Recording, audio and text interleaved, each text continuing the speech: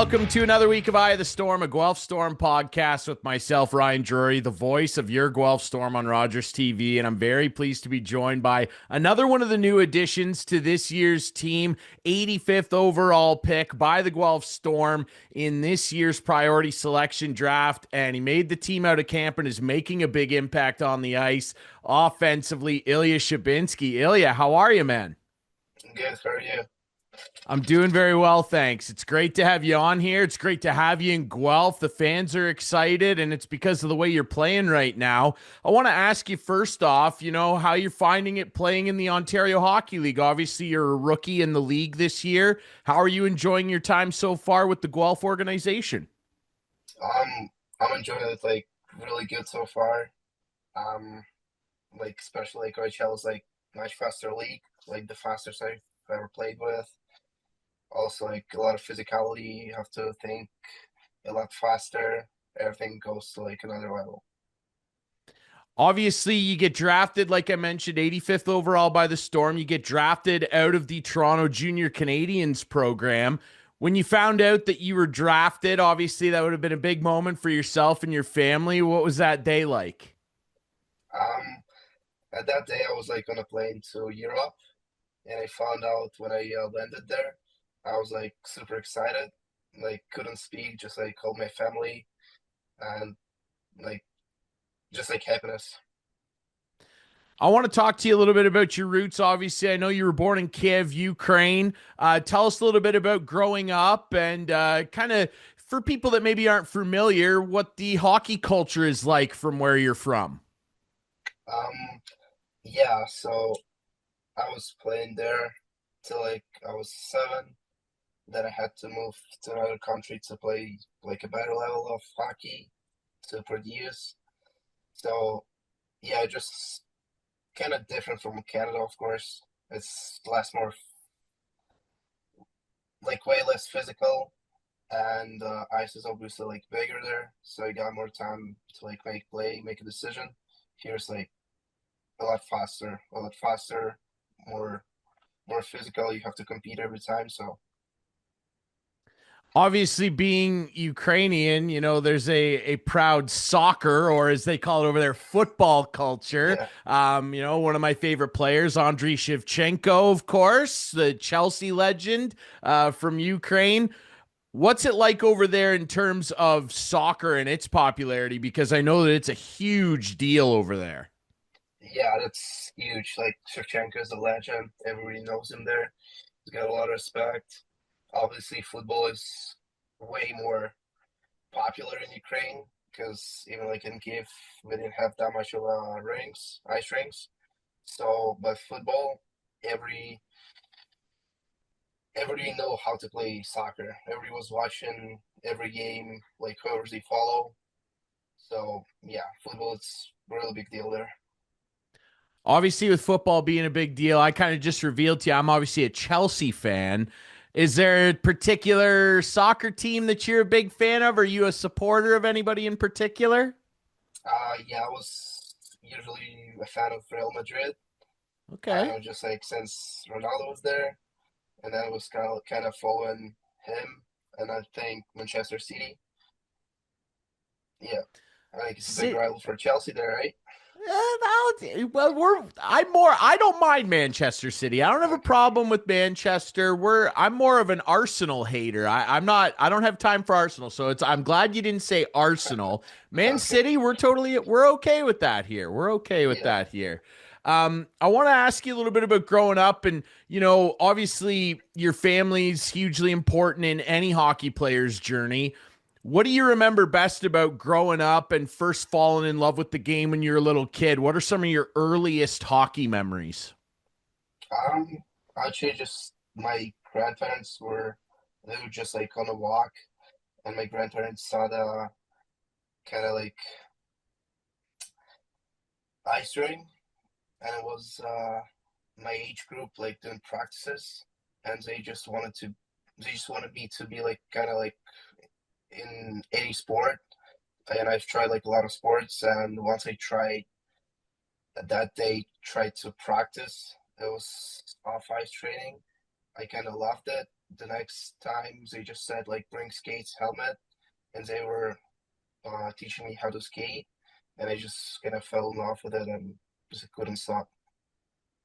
So you mentioned you kind of you move away around age 7, 8 years old to play at a higher level outside of your country, and you eventually make your way to Canada. And like I mentioned earlier, you play with the Toronto Junior Canadiens organization. That franchise has cranked out a lot of great talent into our league. What was that experience like for you playing for the Toronto Junior Canadiens, and how do you feel like it helped your game grow? Uh, that was my first year like in junior, playing junior, so it was like first step to like next level. It was faster, physical, has to like remember like a lot of details, has to play like structured. We went in the playoffs, went up to like second round and lost, but it was a really good experience with the playoffs as well. Like how the games increases its speed, physicality, compete level in the playoffs. So it was a great year to like prepare me to this step. So You had a really good year. You had 46 points, including 15 goals in the 55 games that you played in the regular season. And I remember watching some of your highlights when you were picked by the Storm. And one thing I noticed right away about you, I mean, you talk about adjusting to the speed and the physicality over here. It doesn't seem like you've had to adjust much to it because you're not afraid to get physical and go into those hard areas to score goals. We just saw you do that this past weekend, especially against Windsor. What was it like for you getting used to obviously a very different style of hockey here in North America? The rinks are smaller. Generally, it's Olympic size ice in Europe. How long do you feel like it took you to adjust to the North American style of game? um, I would say it took me like first like 10 games in my U16 season, and then obviously had to adjust from like U16 U18 level to junior level. Like still like I'd say like 5 to 10 games. Still you have to adjust. You kind of get a hit more. You have to skate faster. You'll like always have to skate. Yeah, pretty much taking like 5 to 10 games, I would say, to readjust, like to turn your brain to like another level. Yeah, like I said, I mean, it doesn't look like it took you very long. And I mean, you're having a really good rookie season as we record this. It's November 17th when I'm talking to you. You got 10 points in the 19 games you've played. Extremely impressive for any rookie, let alone a rookie that had to adjust to North American hockey. And you had a really great weekend last weekend. You're on the top power play unit. You scored two beautiful power play goals against the Windsor Spitfires. And you played this weekend on the top line with Jet Luchenko and Charlie Paquette, who are your co-captains. For you as a winger, what's special about playing with those two guys, and what do you think led to the success that your line had over the weekend? Um, I would say they just know what they're doing, and they like I don't know, they're so fast. They're not afraid to be like in those hard areas to like get the pucks. They'll make a play. They'll make a play and get hit. Uh, I don't know. They're just incredible partners. One goal in particular that has stood out to me so far of the five you've scored so far in your Storm career, and I think there's many more to come, was that one timer from an odd angle on the power play. I mean, that shot, that was vicious looking. Like you left the goaltender nothing to do with that thing.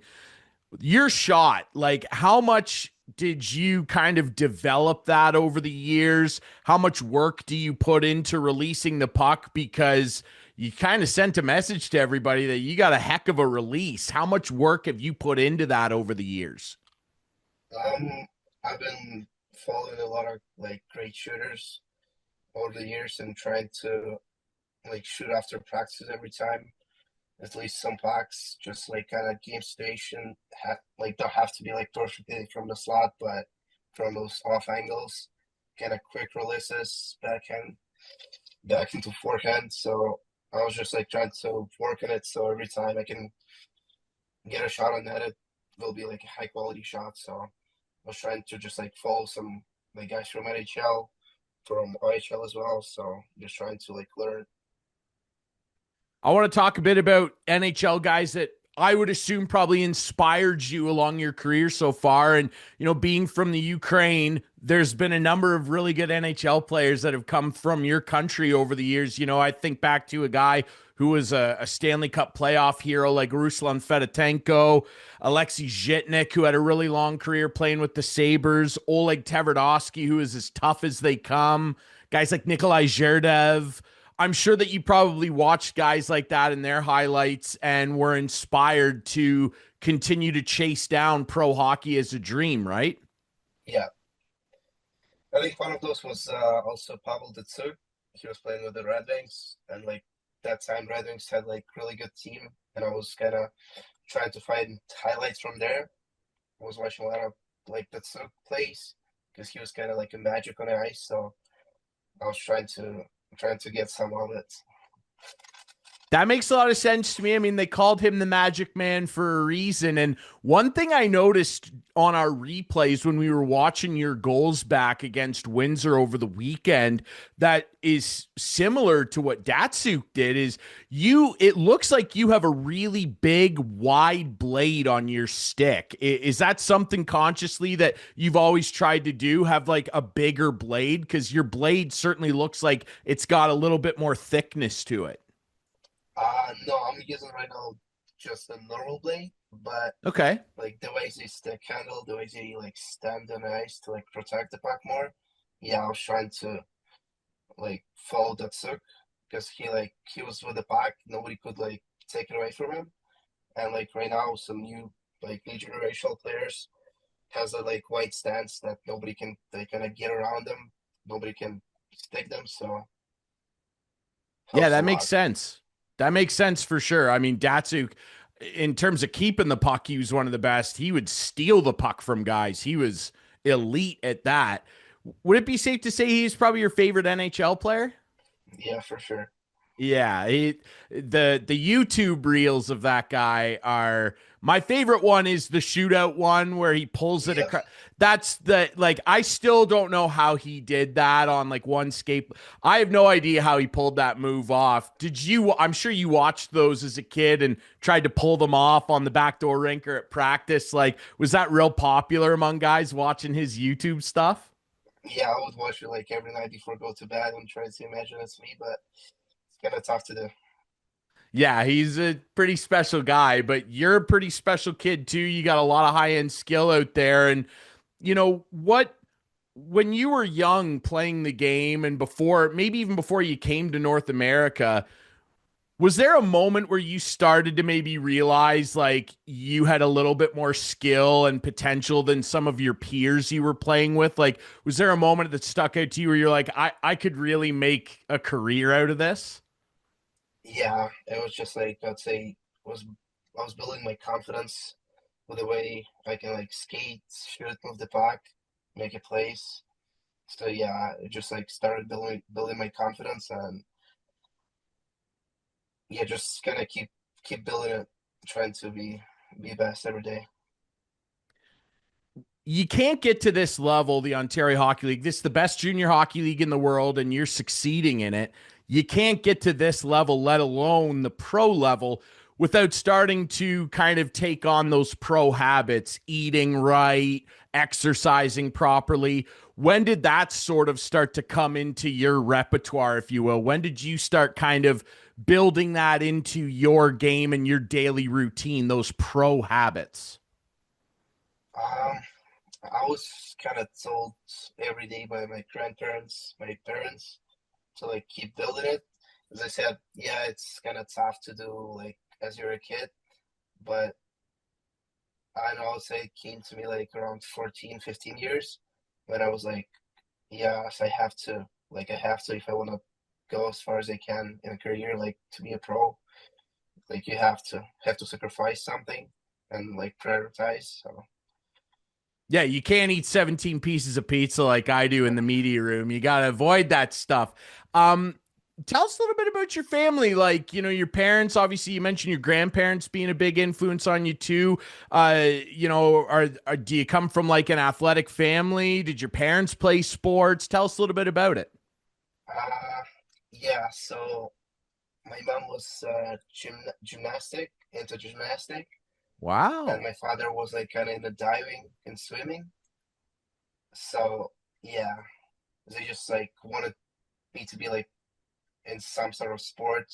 It's like good for health, but to go pro and like kind of go like too far, like far in the career to be like best, it was kind of came from me. So I was just yeah, Obviously setting a good example. I mean, those are tough sports to succeed in too. yeah. That's good athletic genes for sure. I want to ask you. We talked a bit about it already with your stick blade. I always like to ask guys about their stick, what kind of stick they're using, the curve, why they use it. Run us through your stick and kind of how you like to tape it, the flex of it. Take us through the stick that you're using. I'm using power fly lights right now, 70 flax, and I'm using Kucherov's blade. I was using P28 pretty much for like 5 years, I would say now, and just kind of switched to Kucherov. It's mix of P28 and P92, but it has more of P28 in it. And yeah, the way I take my steak, I would say I have like a little weird knob. It's like Kucherov, kind of like layers from a lot to like less. And the blade just black tape, black thick tape, toe to heel. So you're a black tape guy. Have you always been a black tape guy? Have you switched? Because that's a big deal over here. Some guys get real superstitious. They'll switch if they're not scoring after a while. Have you always been black?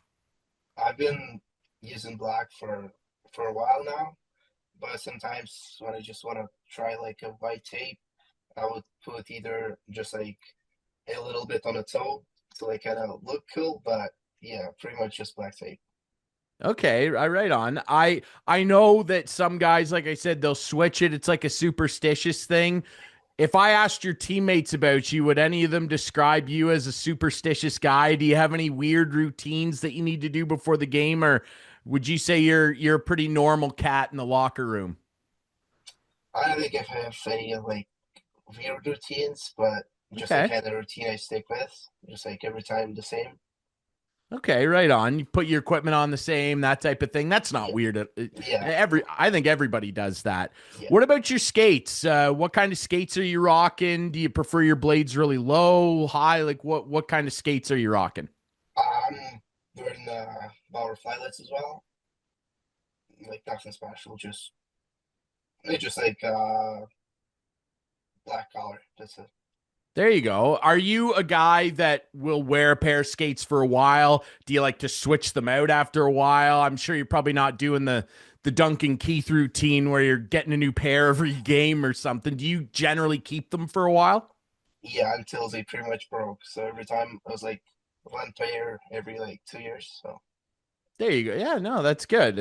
They get worked in, and you got to keep them, right? yeah, yeah, Um, what's your experience been so far? I know that you haven't been able to go to every away barn yet, but traveling in the Ontario Hockey League, how's that experience been? There's some interesting road trips on the schedule. yeah. Um, right now was like interest. One was to Sioux, and then to Flint.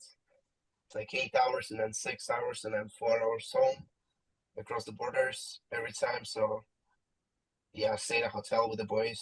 It's really nice. Like great atmosphere. You gotta kind of get to know each other like better.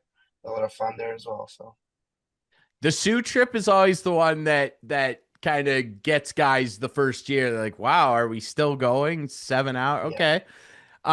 On the bus, what kind of routine are you doing on there? Like, I know there's a big card thing going on the bus. Charlie Paquette likes to tell me that he's the best euchre player on the team. He's got a whole system. Are you involved in the cards? Do you kind of do your own thing? What's up on the bus? that's more guys in the back. I sit like in the front usually, so Okay. I would just talk, watch some videos, pretty much just talking. There you go. That's all right. I'm sure Charlie, if he gets frustrated with his euchre partner, I don't know who it is this year because it was Migsy last year. I'm sure he'll draft you in and get the euchre games going. I hear he's the best, so he tells me. Maybe. I want to ask you too, just obviously, being from Europe, there's a bit of a different music scene over there. I don't know how huge country music is over in Europe. I know that this room is very into country music. Yeah. What's your kind of preferred? Have they roped you into that, or do you have your own kind of music that you prefer? I mean, country music is pretty nice, especially when like after practices, all the guys are singing and vibing each other like along. Just kind of trying to get into it too. I don't mind it. Yeah, it's okay. It's not my favorite. I'm more of a metal guy. I don't know if that's. I know that there's a big metal scene in Europe. I don't know how much you were exposed to that. Maybe. Not a, not not a lot, to be honest. Not I not I exposed to that. also know though that the DJ scene over there is big. I'm sure that you have some electronic stuff that you like to pump. Yeah. For sure. Is there a particular artist that you like to listen to before a game? I know everybody's got different stuff. They maybe some hip hop stuff. Is there anybody in particular you like to listen to get fired up? No, pretty much it's just like the guys who are the knocks, just put in a good music, and I'm trying to lock in there. There you go. Maybe well, you stick around, you keep playing like this, they're gonna let you run it one day. So I'd be interested to see what you throw on there. I'll be asking. All right. Okay. Um, In terms of the way the team is playing right now, you guys are playing unbelievable at home. I mean, 6 straight home wins. Like I said, you just had a huge weekend against Windsor. They're the number one team in the conference. And then the rival Kitchener Rangers come in and you guys handle business against them as well. 6 straight wins at the Sleeman Center. What's it like for you playing at the Sleeman Center? What have you thought of the atmosphere, the fans, and the fun that comes with winning there? It's like every night it's buzzing. It's a lot of people in there, good crowds. Just kind of pushes you every time you play. And then obviously, I like to ask the guys too, just their relationship and what they're getting out of the coaching staff. Now you got 3 guys on the bench that have all played pro hockey. 2 of them were very successful NHL players. Scott Simmons played for a long time here and overseas. Your head coach Corey Stillman won 2 Stanley Cups. He was on that team actually with Ruslan Fedotenko. So having those guys and being able to lean on their experience and learn from them, how beneficial has that been for you as a player? That's a huge advantage. Like they just like tells you what to do and it's like working. So and you like no doubt it's gonna work with that bunch of experience from coaches. So it just keeps you just like building you as a player. Absolutely. I mean, like I said, you guys are playing extremely well right now. You're playing extremely well. And I'll just ask you finally, Ilya, it's been so much fun to watch you so far. We're really impressed with how you're playing. What is it that's special? What's the most special thing, in your opinion, about being an Ontario Hockey League player? What's special about it? I don't know, every time you just come to the ring, it's a lot of fun. It's it's just like pro style every time and you feel it like you're on the right way, so you just keep going. Absolutely. Well said, man. Well, like I said, it's been a lot of fun to watch you guys. It's been a lot of fun to watch you. Congrats on your early success here. Keep it going. I know Storm fans and me and Mark up in the booth, we're having a lot of fun watching you. So thanks so much for doing this, my friend. Thank you. Thank you so much too. Remember, everybody, you can get this podcast on all your favorite apps, YouTube, the team website. And if you want to come down and watch Ilya Shybinskyi and his Guelph Storm teammates who are cooking at home in particular right now, you want to come down and watch them at the Sleeman Center, you go to the Sleeman Center box office or the Guelph Storm website. We will be back next week with more Eye of the Storm.